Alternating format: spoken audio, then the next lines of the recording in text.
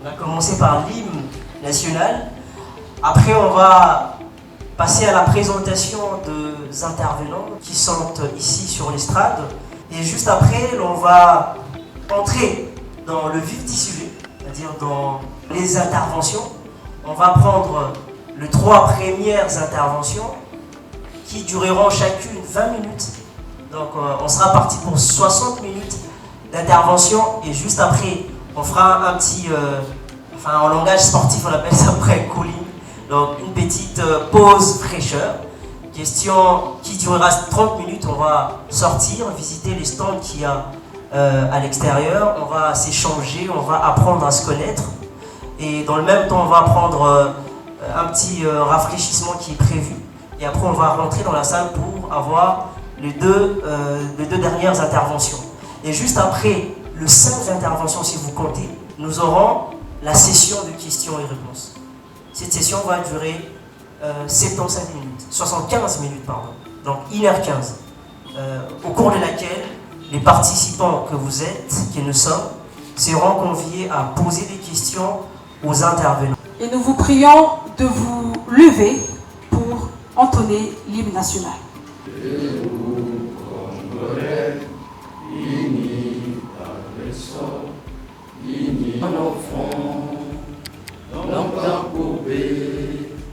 Et pour les bons, prenons le privé par la paix citoyenne. Entonner l'hymne sacré de souveraineté.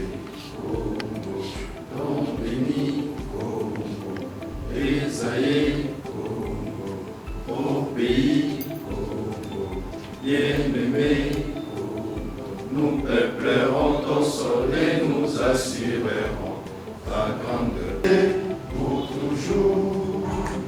Merci beaucoup. Puis il a été attaché temporaire d'enseignement de recherche à Athènes. Après, il a été conseiller juridique au cabinet du premier président du Conseil d'État. Il est leader socioculturel, je présume que nombreux parmi nous les connaissent. Il est également professeur professeur de droit à l'université des Bondoukou et à l'IEC. Il est auteur de plusieurs ouvrages. D'ailleurs, un de ses ouvrages va paraître ou connaîtra son vernissage dans quelques jours. Plus en détail vous seront communiqués par lui-même. Il s'est fait accompagner en cet événement par messieurs Lumbula. Monsieur Lumbula Piana Honoré, qui est son assistant principal. Et il est également, en tout cas, assistant principal à l'université des Bandundu. Il est également chercheur au CRDS. Est-ce qu'on peut applaudir pour le professeur être directeur provincial de l'ANADEC que vous pouvez voir, l'effigie.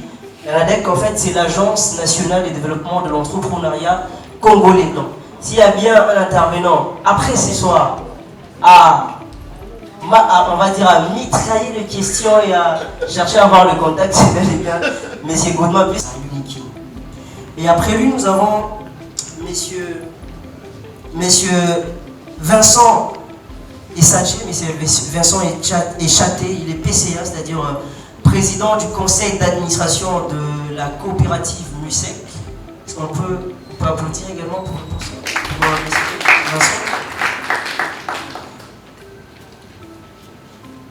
Et enfin, nous avons le représentant de M. Steve Mabiki. C'est ça?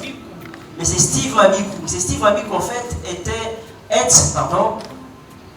candidat, un des candidats gouverneurs de la province d'Ikwilu. Il a été empêché, c'est un entrepreneur, c'est quelqu'un qui est passionné par la jeunesse. Donc il s'est dit de ne pas complètement manquer l'événement. Il a missionné, en tout cas, son assistant. Il s'agit de M. Ngalassa Jacques Gracia, qui est... voilà, M. Ngalassa Gracia n'a pas voulu se présenter. Néanmoins, il m'a dit qu'il est entrepreneur. Est-ce qu'on peut également applaudir pour lui? Qui est le président fondateur de Kutoma Bandundu. Kutoma Bandundu qui veut dire simplement le développement de la ville de Bandundu. En même temps, Kutoma Bandundu, qui est une structure, une plateforme qui réunit plusieurs plateformes en son sein, nous avons Kutoma Award. Nous aurons la deuxième édition concernant Kutoma Award.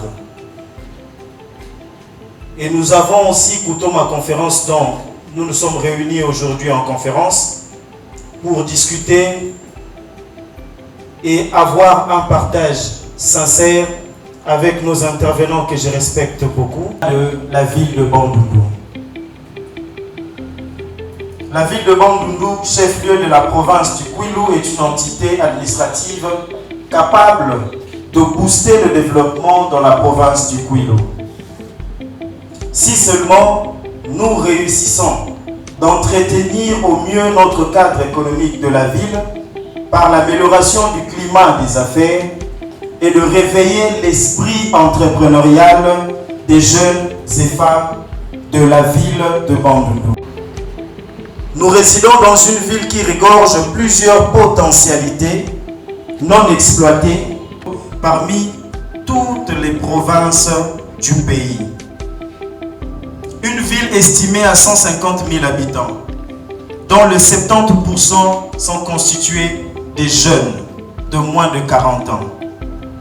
Malheureusement, c'est une ville qui fait face, premièrement, à une politique fiscale non attrayante, qui bloque la création des entreprises, de petites et moyennes entreprises de la ville de Bandundu.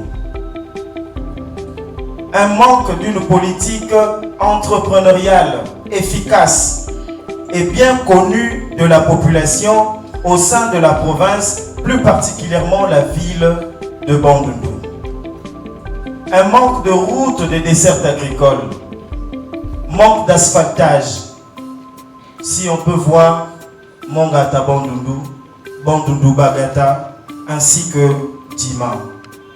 Un manque d'un mentor réel qui pourra réveiller l'esprit entrepreneurial de tous les jeunes et femmes dans la ville de Bandundu.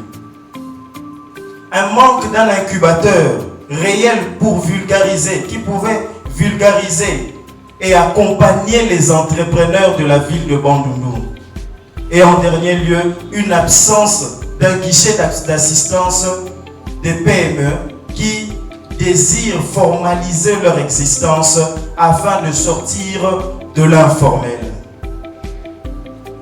Eu égard du discours du président de la République, Monsieur le Président Félix Antoine Tshisekedi, qui était d'écrire une nouvelle page de l'histoire du Congo fondée sur les valeurs économiques, où la faim, le chômage, les antivaleurs n'auront plus de place, en particulier de la ville de Bandundu.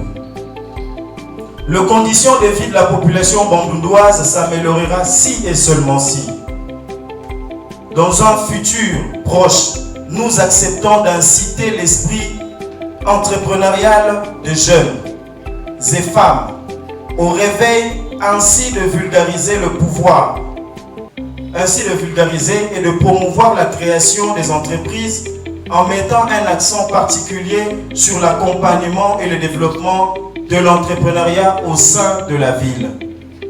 Dans le souci de booster l'intérêt des femmes et de la jeunesse dans la ville de Bandundu sur la culture entrepreneuriale et le développement de notre ville, l'agence Kutoma Bandundu, qui est une plateforme de plusieurs entrepreneurs et plusieurs entreprises réunies pour promouvoir et encadrer les entrepreneurs à faire face aux hostilités croissantes, sur tout le plan dans la ville de Bandundu, qui ne permet pas aux entrepreneurs de réussir. L'encadrement par des formations, organisation de conférences telles que nous avons aujourd'hui, des ateliers par l'octroi des trophées de mérite afin d'inciter l'homme intérieur de Congolais, en particulier de la ville de Bandundu, de faire mieux chaque année. En deuxième lieu, accompagner sur terrain les jeunes entrepreneurs et à être coachés par un appui afin de ne pas tomber en faillite. Cette conférence se déroulera tel que nous le vivons aujourd'hui. Monsieur l'Excellence, Monsieur le Bourgmestre, professeurs et intervenants, chers entrepreneurs, le temps est grave dont nous constatons aujourd'hui. La ville de Bandundu ne vit que par le salaire à la fin du mois des policiers, des enseignants et des fonctions publiques, de la fonction publique. Nous appelons à un réveil sincère, drastique, un réveil de tous les jeunes entrepreneurs et des futurs entrepreneurs à prendre place afin de créer des entreprises, de créer un pouvoir d'achat dans cette ville afin que nous puissions pallier à cette situation qui est en train de grandir. Monsieur l'Excellence, Monsieur le Gouverneur, honorables conseillers communaux, Monsieur le Professeur et intervenant, je dis et je vous remercie. Alors, sans plus tarder, nous allons donc commencer avec... Vargas pour la parole accordée. Avant de commencer notre propos, je tiens à compléter la présentation quasi complète qui a été faite par le modérateur, le co-modérateur du jour, Monsieur Pierre-Emmanuel. Je suis marié à Madame Nana Ngaoula Bilinga Mukadi, qui n'a pas pu être là aujourd'hui. Et surtout, je suis président de la fondation. Alors, mon propos va se faire en deux temps. Moi, je vais essentiellement vous parler de l'entrepreneuriat et citoyenneté, qui en fait est un appel à un développement participatif. Ensuite, je donnerai la parole à mon assistant principal, l'assistant Lobula Honoré, qui va vous entretenir sur la formalisation et la création de l'entreprise. Alors, la fondation, alors attention à l'université, lorsqu'on donne la parole, Vargas, à un professeur, c'est pour 2 heures, donc j'espère que vous êtes bien installés. Et... Non, c'est une plaisanterie, je ferai qu'une dizaine de minutes, je vous promets. Alors, la fondation Mukadi Boni, qui tient sa dénomination de mon défunt père, et non de son fils que je suis, accorde dans son action sociale une place importante aux questions sociales, économiques et culturelles. Elle porte également une attention soutenue au civisme et à la citoyenneté dans la résolution pour nous de remercier les organisateurs des présentes assises qui nous permettent d'appeler à l'initiative privée et de l'encourager, même si cela est d'ailleurs le vœu de notre loi fondamentale. Je vous invite à applaudir très fort Kevin Kassama et toute son équipe. Merci. La Constitution de la République démocratique du Congo dispose que le travail est un droit et un devoir civique. Elle sort le chômage de la part de l'État. C'est dans ce sens que l'État accompagne l'entreprise de diverses manières. Il s'agit d'abord de la sécurité juridique et judiciaire, de l'aménagement des infrastructures publiques, dont les marchés et les routes, des facilitations d'accès au crédit bancaire, à la terre et à l'énergie. Quant à la sécurité juridique et judiciaire des affaires, il faut noter notre adhésion au traité de l'Organisation pour l'harmonisation en Afrique du droit des affaires de la part de l'État. C'est dans ce sens que l'État accompagne l'entreprise de diverses manières. Il s'agit d'abord de la sécurité juridique et judiciaire, de l'aménagement des infrastructures publiques, dont les marchés et les routes, des facilitations d'accès au crédit bancaire, à la terre et à l'énergie. Quant à la sécurité juridique et judiciaire des affaires, il faut noter notre adhésion au traité de l'Organisation pour l'harmonisation en Afrique du droit des affaires et Ngandambo, juste en face ici, à Bandundu.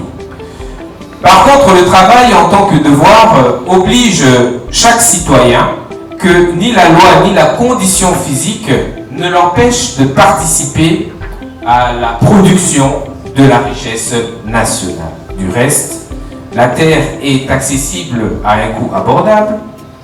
Les sociétés de distribution d'eau, Régie des eaux et d'électricité, la SNEL, assurent jusqu'à ce jour, non sans difficulté, la desserte en eau et en électricité avec plus ou moins de satisfaction. Pourtant, le chômage a pris des proportions inquiétantes dans notre pays.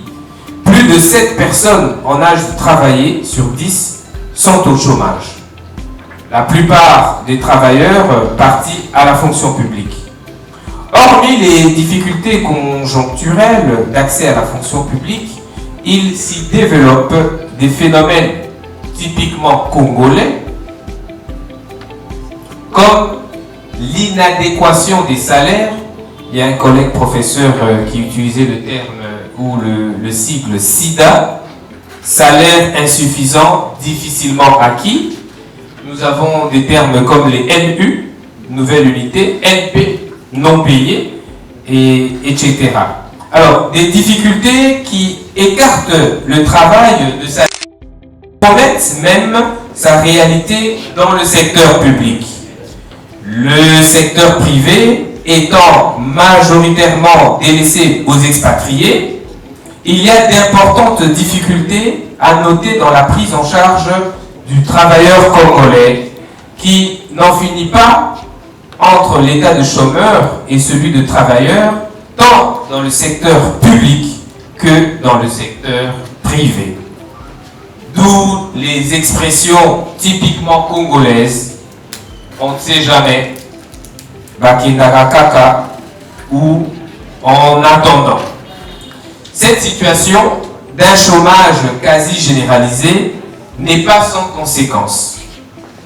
L'extraversion de notre économie et la dépréciation de notre monnaie face aux devises étrangères sont les plus grandes conséquences de cette situation. En effet, l'extraversion peut s'entendre d'une économie tournée vers l'extérieur, c'est-à-dire une économie d'importation. Cela reste vrai, mais hélas, il se développe dans notre pays une nouvelle forme d'importation, c'est la profusion des firmes étrangères. L'on peut même dire de leur prolifération sur toute la chaîne des valeurs, soit de la production, la commercialisation, jusqu'au marché du détail. Cette situation, plutôt complexe, mais nettement claire, permet de s'interroger sur l'appréciation du concept de travail par le citoyen congolais.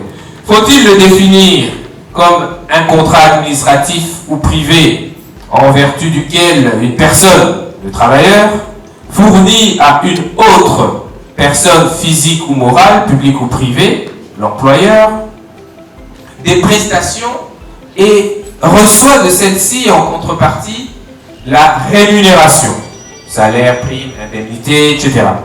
Ou peut-on simplement admettre, c'est-à-dire créatrice de richesse? Nous sommes tentés de répondre par l'affirmative à la deuxième assertion, sans infirmer la première. La réalité, c'est que la deuxième sous-entend la première. Nous travaillons parce que nous recevons un salaire à la fin du mois, mais la question qu'il convient de se poser pour mettre fin à cette exclusion est celle de savoir qui paye l'employeur, qu'il soit public, État, province, ville, commune, entreprise publique, etc., ou privé, individu, ASP, parti politique, société commerciale ou civile. Il n'est un secret pour personne que l'employeur se paye sur la richesse qu'il crée, le bénéfice ou le profit pour le privé. Aussitôt, nous changeons notre perception du travail et une autre interrogation se pose.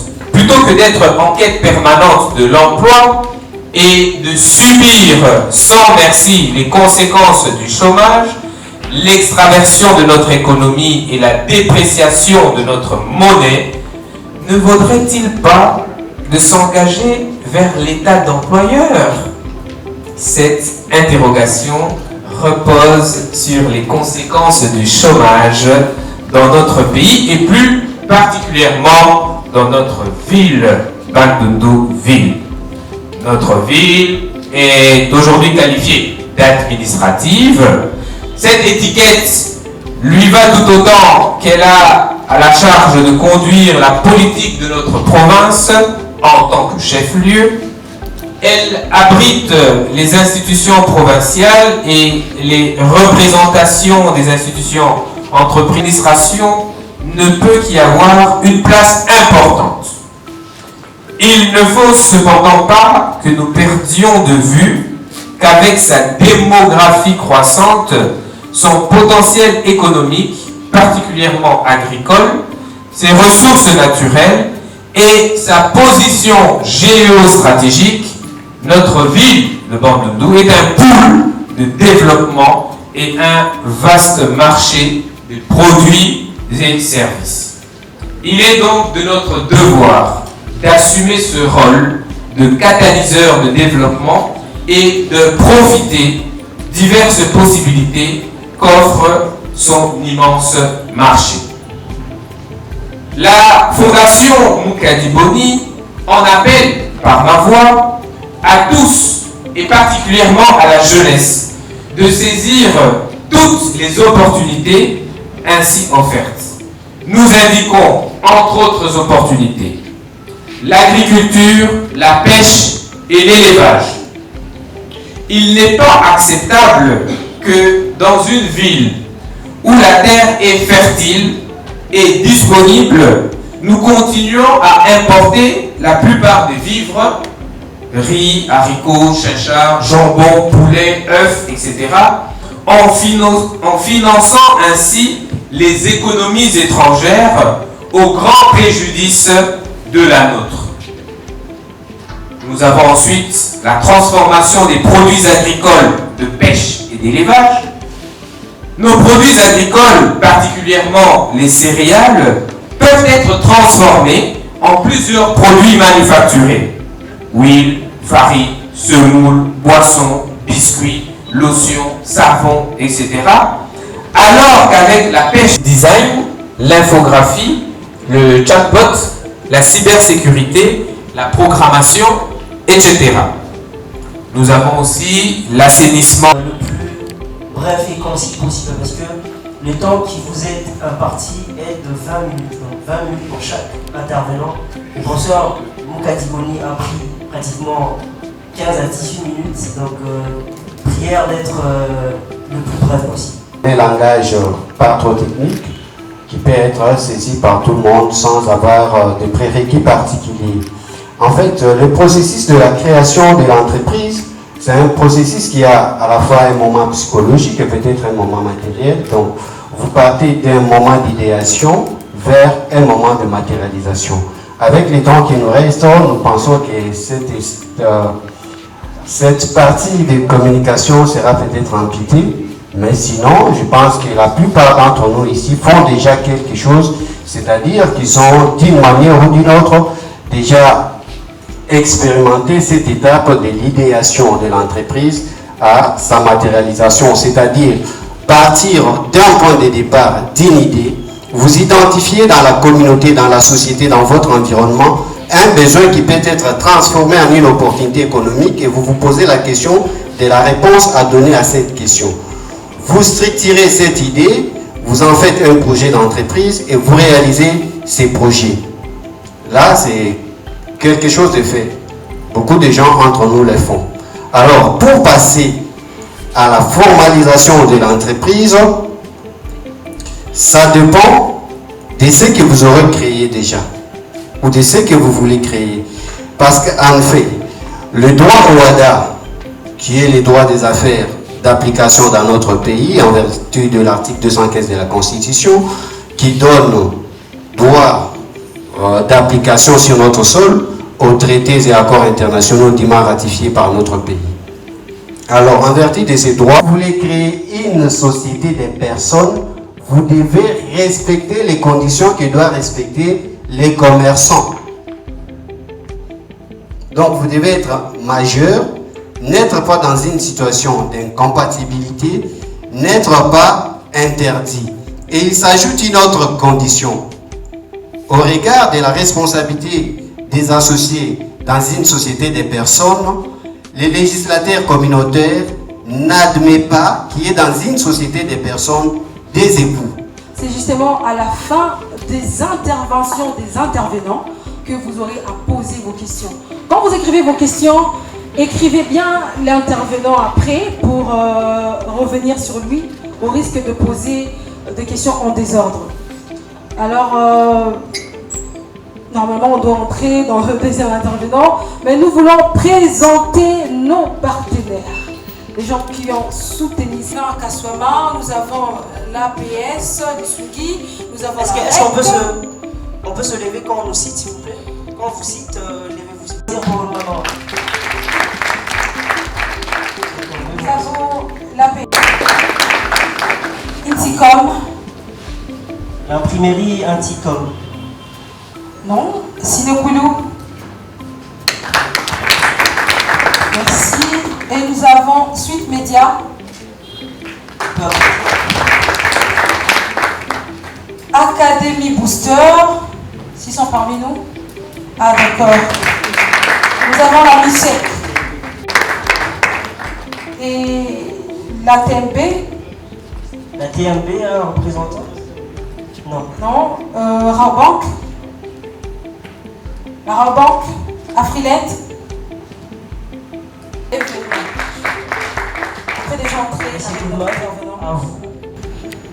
Je vais aborder les sujets en présentant l'ANADEC et dedans, je vais en même temps aborder les questions qui ont trait au sujet. En fait, l'ANADEC, c'est l'Agence nationale de développement de l'entrepreneuriat congolais. Notre siège, c'est à Kinshasa. Nous sommes sur le boulevard du 30 juin, à l'immeuble Les Royales, entrée C. Et ici, avant de nous sommes sur l'avenue du Parc, en face de la mer. Et les conseils de l'État en matière d'entrepreneuriat.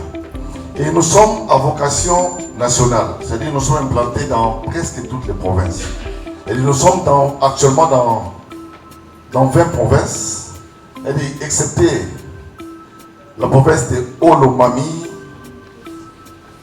la province de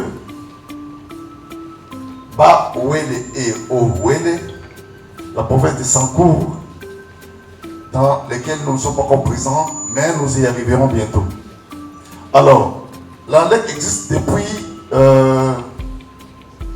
2021, depuis le 2 octobre 2021, et nous sommes ici de l'OPEC. L'OPEC, c'est l'Office de promotion des petites et moyennes entreprises. En fait, je vais expliquer le contexte dans lequel l'ANADEC a été créé. Donc, on devait exproprier les opérateurs économiques étrangers pour pouvoir, n'est-ce pas, confier leurs biens commerciaux aux Congolais. Par la force des choses, par un concours de circonstances. C'est comme ça que l'OPEC avait été créé. Le but c'était de réaliser toute étude, de concevoir et mettre en place toute action de nature à susciter la création et le développement des entreprises en RDC. Donc l'OPEC à ce temps avait des moyens, il fallait changer de paradigme. Pourquoi? Il y a un contexte, c'est-à-dire que près de 50 ans après la création, nous avions moins de 600 000 entreprises. moins de 600 000 entreprises. Vous vous rappelez que nous sommes un pays d'une population qui avoisine les 100 millions d'habitants, mais on n'avait même pas des entreprises qui ne peuvent pas engager plus de 200 personnes. Et parmi ces PME, parce que dans les PME, il y a les micro-entreprises, il y a les petites, il y a les moyennes. Donc, il y avait plus de 50%. Parmi les moins de 600 000 entreprises, plus de 50% étaient constituées des micro-entreprises. Ça voudrait dire des entreprises qui ne peuvent pas engager plus de 5 personnes. Vous vous rendez compte? Donc, les grandes entreprises, donc, si on prend les micros, les petites et moyennes entreprises, ils représentaient plus de 95%. Donc, les grandes entreprises, je ne sais pas si vous bien voir, c'était moins de 1%, moins de 1%. S'il y avait quelqu'un de la DG ici, il pouvait le renseigner. Donc, il y a moins de 200 grandes entreprises, c'est-à-dire des entreprises qui peuvent engager plus de 200 personnes. Moi, je ne crois qu'il y a un critère. Entre-temps, comme je vous disais, quand vous regardez la manière dont Dieu nous a dotés, nous sommes un pays qui est composé de documents. Beaucoup sont dans l'informel. Donc, vous comprenez l'impact négatif sur les finances publiques. Parce qu'on ne sait pas vraiment bien contrôler ceux qui évoluent dans l'informel, ils n'ont pas les dépôts de l'État, ils ne payent pas les différentes taxes et impôts, et ces gens-là souvent...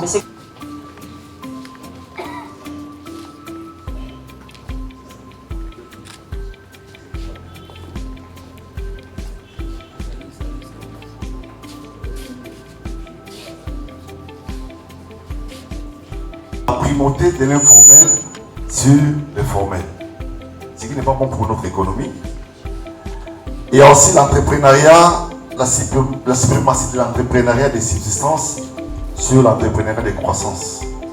C'est-à-dire, on voit plus de gens qui prennent des initiatives entrepreneuriales juste pour la subsistance, pour subsister. Ils n'ont pas de vision, ils ne pensent pas à innover, à élargir leur marché. Donc, ce sont des petites entreprises qui peuvent faire prendre plusieurs années, mais vous allez voir quelqu'un quand vous passez là-bas, il a créé une entreprise, ça fait 10 ans, quand vous passez, c'est la même chose. Aucune pensée, aucune vision de croissance. Donc la plupart des entreprises que nous avons, ce sont ces entreprises qui sont dans l'entrepreneuriat de subsistance. Ces décroissances sont vraiment très minimes. Répartition des unités économiques selon les provinces. Nous avons 26 provinces. Nous ne serons pas relever les défis du chômage de masse. Donc il n'y a qu'à travers l'entrepreneuriat que nous serons en mesure de faire face à ces défis.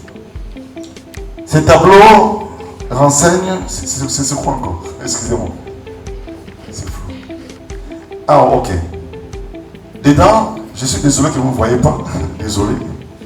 Mais là, on est en train de montrer la capacité de création d'entreprises par an. On a pris un intervalle de 5 ans, c'est-à-dire de 2016 à 2020. Vous allez voir, durant ces années-là, la création d'entreprises a été inférieure à 20 000 emplois. Ça, je prends un exemple, 11 000 entreprises, d'autres encore un peu moins. Mais quand on fait en moyenne, la moyenne, on trouve que les entreprises créées en moyenne durant les 5 ans, c'était moins de 10 000 entreprises créées par an. C'est autour de 7 500. Or, lorsqu'on compare pendant la même période, dans d'autres pays, en Afrique ou dans le monde, par exemple au Nigeria, c'était 75 000 entreprises créées par an. En Belgique, on parlait de 100 000 entreprises par an. Et j'étais en train de jeter un coup d'œil dans les statistiques pour les États-Unis. J'ai vu que, par exemple, en 2021, ils ont créé 5 400 000 entreprises. Ce sont généralement de justifier la création de l'ANADEC. Parce qu'il fallait marier cette là avec la vision du chef de l'État qui voulait en fait faire de Congolais des millionnaires. C'est ça. Donc, l'ANADEC a pour objet notre mission. Donc, je voulais expliquer pour comprendre les contextes. Notre mission, c'est promouvoir l'entrepreneuriat national. Par quel moyen? C'est par les moyens de l'information.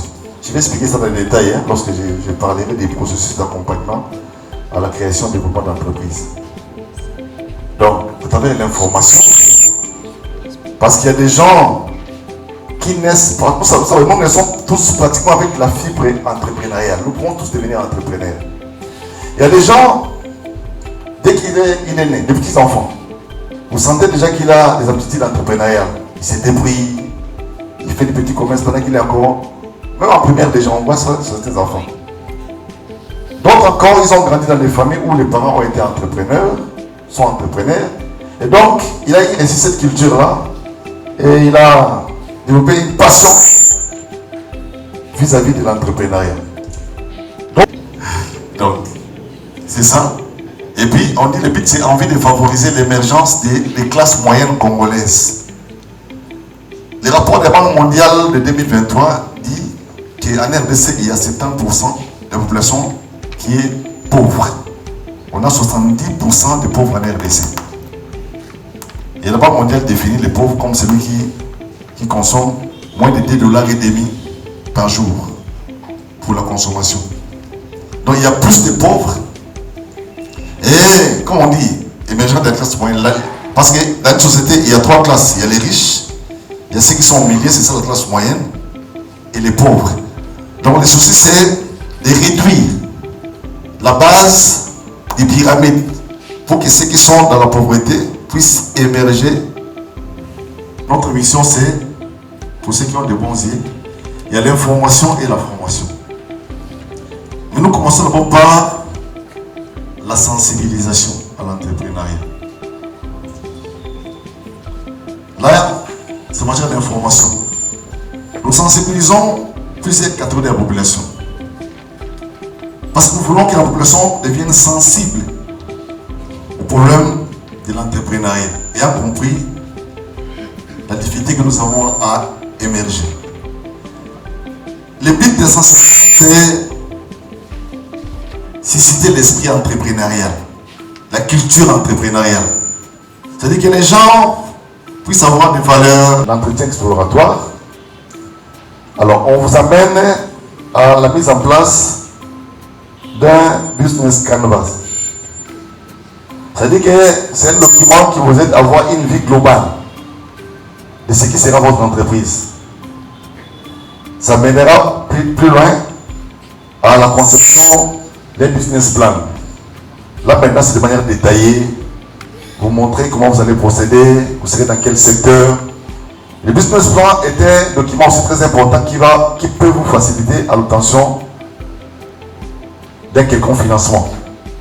D'ailleurs, vous savez qu'il y a beaucoup de jeunes gens à qui nous avons accompagné les gens parce qu'il y a des opportunités que le gouvernement a mis en place où on finance des jeunes, où en fait on finance le nombre de subventions aux jeunes qui ont des plans d'affaires.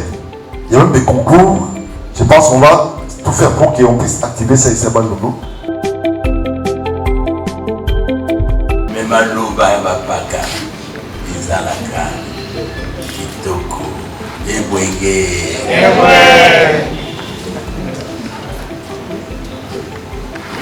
C'est le professeur Saman. Parce qu'on m'a parlé des jeunes, je dirais que les savants vieillissent par les gens entrepreneuriales. Je veux plutôt aller utiliser mon esprit. L'esprit. Qui est cet esprit? Le Saman. J'ai entendu qu'il y avait des professeurs qui sont là. Où sont ces collègues chez les professeurs? Bolimokadi Junior, qui est présent. Je vous salue, professeur. Il a dit qu'il y a des jeunes de 6 ans qui chauffent. Je voulais savoir s'il y a des jeunes de 6 ans, diplômés d'État, qui sont dans la salle, ils peuvent lever. Non? Universitaires, 6 ans et plus. Des ingénieurs, des médecins, des docteurs, de tout ça. Il y en a? Oui. Il y en a? Oui. Il y en a? Oui. Il y en a? Oui. Ok. Et les professeurs aussi, il y en a, n'est-ce pas? Alors, on va y aller. 2, 3. Il faut parler de l'esprit de quoi? Entrepreneurial. Nous allons commencer. Commencez par vous réchauffer. Demandez à votre voisin quel est votre nom. Allez-y. L'essence, c'est faites comme moi j'ai fait. Est-ce que vous m'entendez? Différenciation entre l'économie, la gestion et le management. Et pourquoi? Parce qu'on a dit, le management, c'est la matrice de l'entrepreneurship. Matrice de l'entrepreneurship. C'est comptabilité, quoi d'autre? Tableau, griffe. C'est-à-dire, on voit comment est-ce que ça monte, le budget de telle année, on fait la comparaison. Vous êtes avec moi, n'est-ce pas? Et puis on peut boucher des trous qu'on appelle coulage. Quand on bouche des trous, à ce moment on crée quoi? Des richesses. Donc en économie, il faut 3 facteurs. Travail, papa, ainsi de suite. En gestion, il faut la comptabilité, c'est-à-dire calcul. Il faut graphique, tout ça pour trouver des rubriques qui consomment plus ou moins. Mais management s'est dit, moi je suis différent des autres, bien que nous ayons le même père. Ça signifie simplement on a une assiette, maman a mis du foufou là-dessus, il dit aux enfants manger.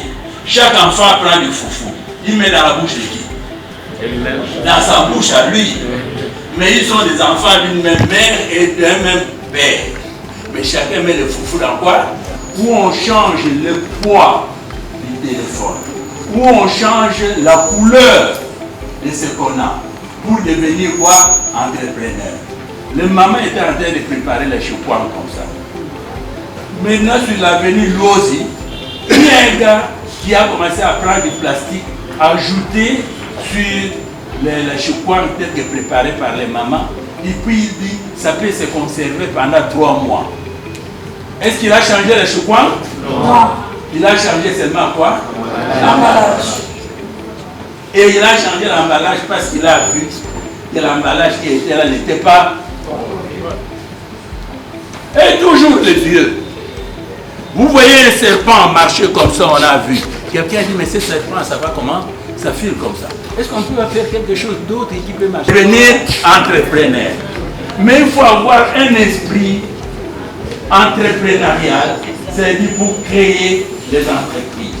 Et cela ne s'apprend pas sur les terrains, mais ça s'apprend dans un milieu formel connu par l'État. Et on nous a accordé même l'autorisation de former au 3e cycle les docteurs. C'est-à-dire qu'il y a 1000 universités en République démocratique du Congo. Il y a seulement 15 qui peuvent former les gens en doctorat, en médecine, en économie, en droit, en ceci. Et aussi en quoi? En management. Est-ce que vous avez entendu? Alors, en management, si à l'économie, le point focal, c'est le pré-programme à Kinshasa. Et tout ce qui a comme université laïque, autonome, sont représentés par celui que vous voyez, que vous ne pouvez même pas. Allez là où c'est chercher l'argent, là où ça se trouve. Vous gagnez un salaire, c'est que votre vie est en danger. À partir de 45 ans, l'argent doit venir à vous. Et c'est pourquoi nous avons donné la définition des salaires. Maman.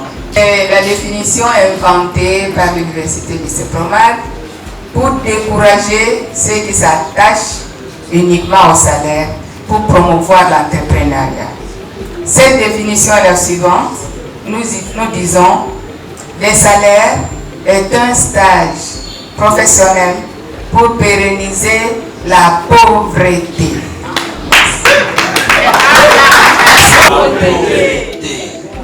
Et notre slogan, au lieu de la science sans conscience mais chez nous, nous disons, nous formons des créateurs d'emplois et non De quel menteur?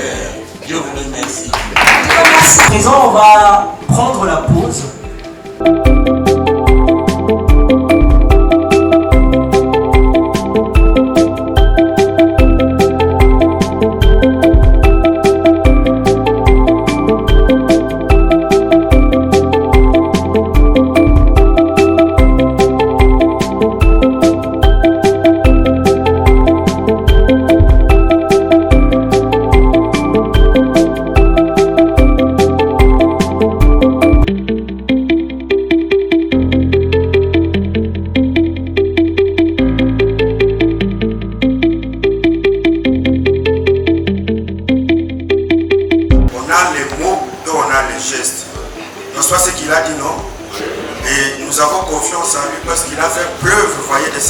Sur lesquels nous sommes en train de parler ce soir.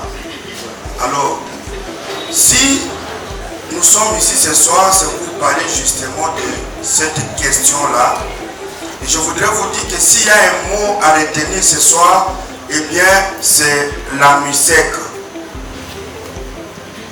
La MUSEC, c'est un mot que nous devons retenir. Comme l'entrepreneuriat a des concepts, les gestes et les mots, moi, je ne voudrais pas commencer par les gestes, mais je voudrais prendre juste un seul mot que les entrepreneurs dans cette salle ce soir ne peuvent pas oublier. La MUSEC, parce que de ces mots, vous pouvez créer des richesses et c'est une opportunité de transformer votre entrepreneuriat à l'argent. Je voudrais donner un exemple. Justement, lorsque je suis arrivé, vous avez vu pour ceux qui étaient au moins avant, j'ai voulu monter par ici pour arriver à ma chaise, s'asseoir sur le siège qui m'a été préparé. Je l'ai fait sans le savoir, pensant peut-être qu'il n'y avait pas eu quelque chose à côté, qu'on devait passer par ici. Malheureusement, je n'ai pas pu arriver à ma destination. Vous avez constaté, n'est-ce pas? Il y a même des gens qui étaient scandalisés, mais peut-être que j'allais tomber. Je vais vous révéler ce soir que peut-être on l'a fait exprès pour exprimer ce que je voudrais dire maintenant. Nous avons écouté une intervention très brillante du professeur Onimo Kadi que je salue. Et je rappelle que c'est un professeur que je connais depuis longtemps, peut-être qu'il ne me connaît pas. Mais lorsque son défunt père est retourné de la Belgique, la première promotion qu'il a enseigné, la procédure pénale à l'UNIKIN, c'était ma promotion. Et j'ai beaucoup d'estime à l'égard de cet homme de droit. Et j'ai aimé lorsqu'il avait dit qu'un employeur, lorsqu'il emploie déjà, il se paye comment? Il nous a donné la définition, il nous a donné les explications pour dire qu'il se paye lui-même par les richesses que cet employeur a créées. Et l'entrepreneur aussi se paye par les dividendes, ce qu'on appelle communément les intérêts que cela, son activité produit. Mais comment y arriver? Je suis devant ce petit podium qui nous a été préparé pour les intervenants de ce soir. Je suis venu, je considère ce podium comme toutes les théories qui ont été développées ce soir. Et vous, comme moi, nous sommes entrepreneurs ce soir.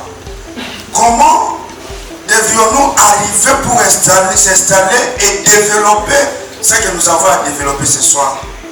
Vous avez vu ce que j'ai fait. J'ai voulu monter par ici, mais je n'ai pas pu. Et c'est comme ça avec les entrepreneurs, particulièrement de la ville de Bandung. Nous avons des théories.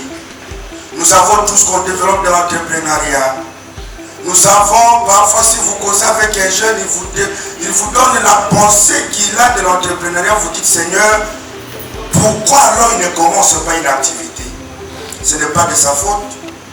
La théorie et tout ce qu'on développe de l'entrepreneuriat, c'est comme ce podium. Mais pour y arriver, vous devez localiser l'escalier qui va vous amener très bien.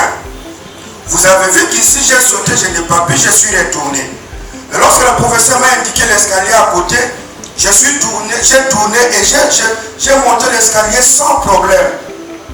Et ce soir, l'escalier pour votre entrepreneuriat, c'est la MUSEC.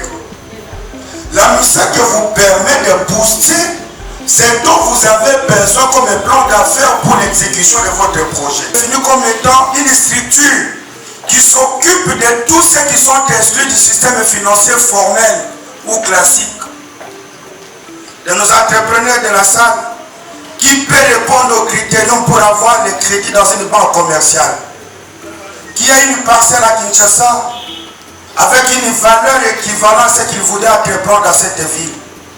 Je ne pense pas. Nous sommes tous les débutants. Nous commençons quelque part, on ne dit pas qu'on y arrivera. Ça arrivera quand vous êtes appuyé par la musique. Mais là où vous en êtes, vous avez besoin de cette structure qui vous aide dans la condition où vous vous trouvez. Voilà pourquoi nous sommes associés par le programme Koutouma Conférence. Koutouma Conférence, c'est ça? Conférence où nous sommes partenaires privilégiés de tous les entrepreneurs qui sont affiliés dans cette structure-là. Et à partir de ce soir, je voudrais vous demander, si vous êtes entrepreneur ou si vous voulez le devenir, déjà par ce partenariat, nous allons organiser au travers de cette structure une formation de tous les entrepreneurs qui voudraient œuvrer et voir les activités se développer. Pas beaucoup de théories, mais qui de votre positionnement, il vous amène quelque part. Nous avons des experts qui accompagnent pour le financement des crédits. Et pour ce faire, nous avons créé une ligne de crédit que nous avons intitulée Crédit Koutoumi Santoko. C'est pour le développement des jeunes entrepreneurs de Bandung. Et tous ceux qui auront accès à ces crédits, ce sont les gens qui ouvriront les comptes dans la musique. Par bien sûr, cette structure de Koutouma Conférence ou Koutouma Bandung qui regorge les entrepreneurs. Présentez-vous à cette qualité au travers de ces dirigeants et on va ouvrir les comptes. L'ouverture est gratuite. On parle de l'épargne interne, mais c'est pour le projet futur. Vous voulez réaliser un projet dans 5, 6 mois ou une année. Là, vous déposez votre somme d'argent et la MISEC, après ces temps-là, va vous rémunérer votre argent avec les intérêts. Pour 6 mois, vous aurez 4% de bénéfice de votre capital que vous avez mis. Et pour une année, vous aurez 9%. L'épargne tontine, c'est cette épargne que nous offrons à toutes les mamans, comme le président l'a dit.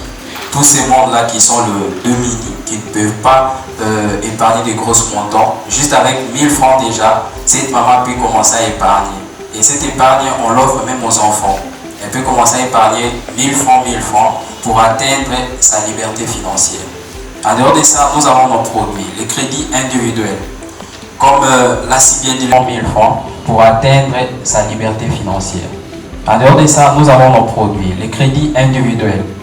Comme l'a si bien dit le président, je serai peut-être trop gros, comme il a dit, les différents crédits là, les conditions, si on le mettait ici des fois, la majorité des entrepreneurs tomberont. Parce que nous sommes entrepreneurs, des fois, parce que nous exerçons les histoires, on n'a pas les documents si on exigeait. Mais avec le président, moi je vais plus m'établir sur le produit qu'on a fait pour les entrepreneurs. Ces produits est dénommé Koutoumi Santoko, qui signifie seulement le développement de jeunes.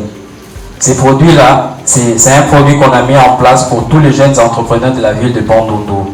Ces produits permettent à chaque entrepreneur d'être boosté dans la mesure du possible. Avant de bénéficier de ces crédits, vous devez d'abord suivre une formation avec nous. On va vous donner une formation pendant le temps avec Koutouma Conférence. Et ensuite, pour être éligible à ces crédits, vous devez être majeur. Vous devez avoir une activité ici dans la ville de Bandundu. On voit votre activité. Et vous devez avoir votre compte à la MISEC et épargner pendant au moins 3 mois. Quand on parle de l'épargne là, nous voyons, vous venez, vous faites vos mouvements. Entrée, sortie pendant 3 mois, on va vous suivre. Et par après, vous aurez accès à ces crédits. Et ces crédits est accordé à un taux dérisoire de 3% constant.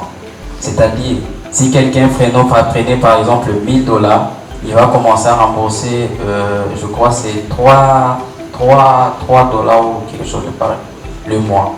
Et vous verrez que donc, pendant son cycle, il va bénéficier de ces crédits. Et ces crédits-là partent pour le moment on l'a mis de 1 à 6 mois pour les entrepreneurs de Bandundu, avec 1 mois de différé. C'est-à-dire, quand vous bénéficiez de ces crédits, vous avez 1 mois que vous allez faire tous vos achats, faites tout ce que vous pouvez faire.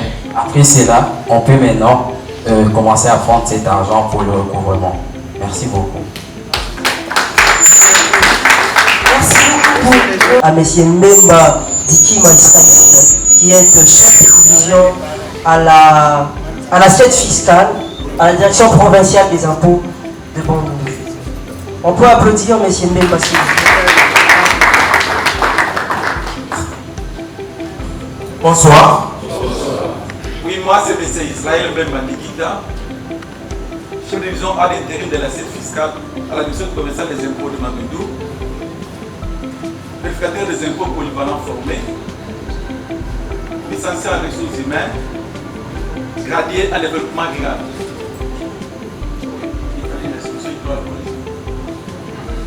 Bon, merci. L'entrepreneuriat et les impôts. Comment un entrepreneur qui a l'esprit entrepreneurial peut vivre dans une ville administrative pendant qu'il y a la taxe qu'il avait déjà précédée, pendant qu'il y avait l'impôt qu'il avait précédé, déclaratif. Tout mouvement que tu fais, ça doit se déclarer. C'est le système déclaratif. Quand tu meurs, on ne t'enterre pas comme ça. Il faut qu'il y ait un document qui atteste que tu es mort. C'est le système déclaratif. Dieu dit ceci à travers Jésus. Rendez à César ce qui est à César, à Dieu ce qui est à Dieu. Si Dieu a la dîme, l'État a l'impôt. Nous avons les règles de fond et les règles de procédure. Les règles de fond sont celles qui ont créé la législation congolaise fiscale. Ça a commencé en 1969. Mais ça a été révisé, ça connaît des modifications. Mais aussi la règle de procédure que je vais vous citer, et aussi des mesures d'exécution qui les accompagnent. Nous avons un code des impôts, nouvelle édition. Entrepreneur, ce document est très important, c'est $50. Oui. Il dit juillet 2023, $50, c'est l'imprimé des valeurs. Un entrepreneur qui ne lit pas sera surpris. Un entrepreneur qui ne lit pas ne saura pas que le monde avance. L'État congolais lui-même a fait voter à l'Assemblée nationale, passer au Sénat et publier au journal officiel. C'est la loi numéro 2/2002 qui gère les coopératives d'épargne et de crédit. Le but des coopératives dans un pays, c'est quoi? C'est pour justement récupérer tous ceux qui sont exclus du système financier formel. C'est-à-dire les gens qui n'ont pas de capacité de faire face à l'exigence et à ma banque, mais à l'assouplissement et à ma procédure. Mais cela ne veut pas dire que Azo soit pas ton illégalité. Non. Nous, les gens, vous avez dit qu'on a nos conditions.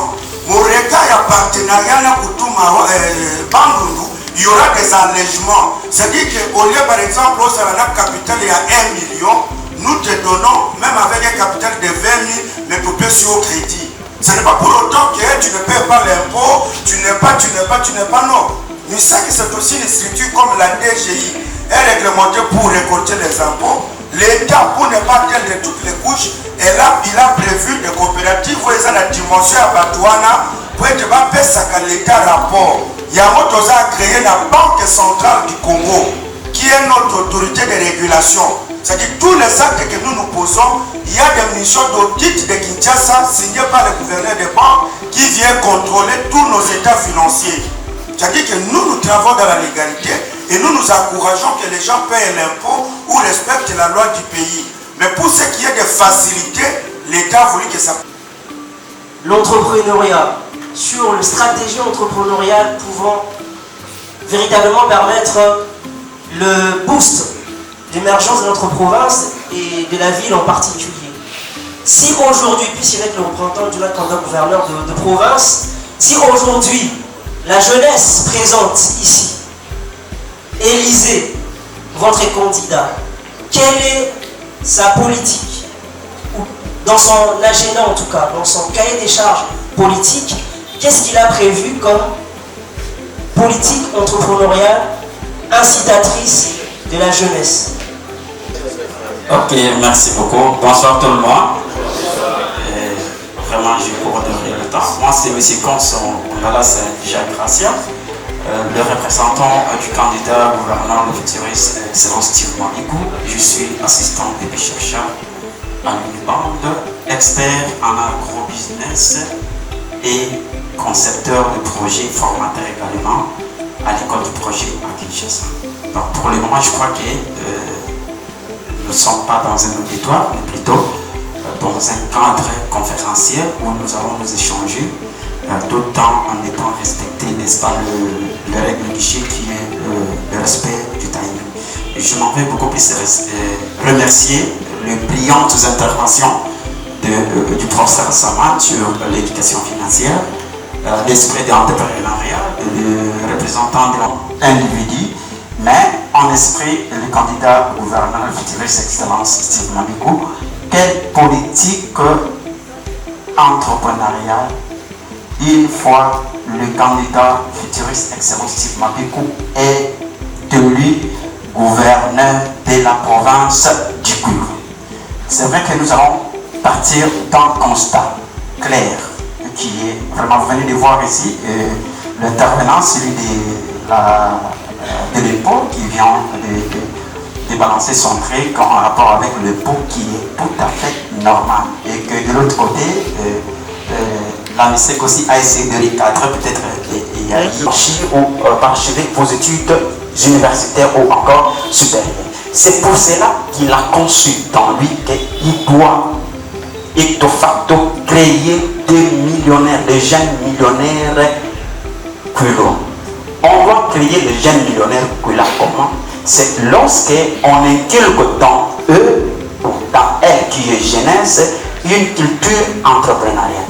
C'est vrai qu'ici on parle souvent de l'entrepreneuriat. L'entrepreneuriat, c'est un processus pour la création d'une manière ou d'une autre. C'est vrai que je ne veux pas, vous n'allez pas m'en tenir c'est parce que je ne vais pas aller trop loin. Donc on peut se dire, les entrepreneurs du Kwilu, les jeunes entrepreneurs du Kwilu peuvent avoir des jumelages avec ceux qui sont à Kinshasa pour faire l'échange, n'est-ce pas, de leurs produits ou encore de leurs services. Avant nous aussi, tout comme ailleurs.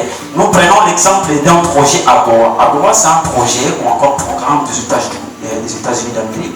Je sais que les autres en connaissent.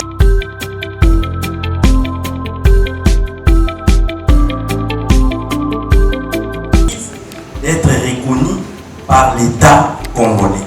S'il peut nous donner des éclaircissements, mais la sous-question va être au professeur Moukadi et nous aider aussi de savoir quelle est la politique entrepreneuriale de sa fondation pour l'émergence de la province du Kwilu et l'encadrement de la jeunesse mandoudoise qui est couronnée par la délinquance. Merci. Un jeune juriste en formation de l'Université de Bordeaux. Ma préoccupation serait à première intervention, c'est-à-dire à mes assistants honorés. Je veux savoir quelle divergence existe-t-il entre le commerce et l'entrepreneuriat. Là, je m'adresse aux responsables de la NADEC. Dans le monde actuel, de nombreuses personnes portent de préjugés à l'égard de jeunes, alors que ces derniers sont remplis de potentiel pour faire avancer les provinces, le pays et le monde entier. J'aimerais suggérer aux responsables de la NADEC. Ma stratégique. Je voudrais juste un peu encourager d'abord les éminents et orateurs pour ce forum. Franchement, félicitations. Mais j'ai un petit souci personnel par rapport au diagnostic que j'ai fait du développement agricole, développement économique de la province. Il n'est pas à ignorer que la province du Kwilu, c'est une province, un interland à vocation agricole. Lorsque vous allez faire des lectures des années 68, où on prenait l'agriculture priorité de priorité, et c'est toutes les productions agricoles vivrières venaient de cette province, notamment toute la gamme des produits vivriers tels que l'arachide, maïs, manioc, courge, sésame et même l'huile de palme. De Suite Média qui évolue dans le numérique. Mais pour répondre vraiment directement à la question, vous avez rappelé mon ancienne qualité de directeur du Centre d'excellence et de formation continue. Bon, vous savez tout ce qui s'est passé, on ne va pas y revenir ici. Le centre d'excellence de formation continue est le guichet unique du gouvernement en matière de renforcement de capacité, accompagnement technique, coaching, etc. Et c'est par M. Trésor. M. Trésor, quelle est la politique entrepreneuriale de la Fondation pour lutter contre le banditisme urbain? Alors, la politique, elle est simple.